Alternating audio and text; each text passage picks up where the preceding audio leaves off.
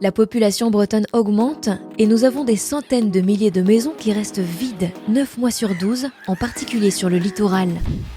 Comment loger des centaines de milliers de Bretonnes et de Bretons sans consommer plus de terres agricoles ou naturelles ? On trouve en effet fréquemment des taux de 30 à 40% de résidences secondaires sur la côte et parfois jusqu'à plus de 70%. Le gel de tous ces logements qui ne servent pas à l'année repousse une partie de la population loin de son lieu de travail, incite à urbaniser de nouvelles terres pour fournir des logements abordables et fait grimper les prix. Il existe cependant une solution appliquée dans plusieurs pays en Europe et dans le monde et réclamée en Corse, le statut de résident. Le principe est de réserver le droit d'achat d'un logement à des personnes résidant dans le périmètre concerné depuis un certain temps.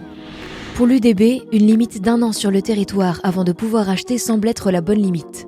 Le statut serait applicable là où la situation est la plus tendue, à savoir dans les îles et sur certaines communes du littoral. Seules les personnes habitant à titre principal dans le bassin de vie pourraient accéder à la propriété. Des dizaines, voire des centaines de milliers de personnes seraient logées dans des territoires attractifs sans prendre de nouvelles terres et ne seraient donc plus exclues de leur propre territoire. Ainsi, les prix baisseraient rapidement dans ces secteurs et les nouveaux résidents seraient surtout des résidents permanents. Ce projet mérite d'être discuté.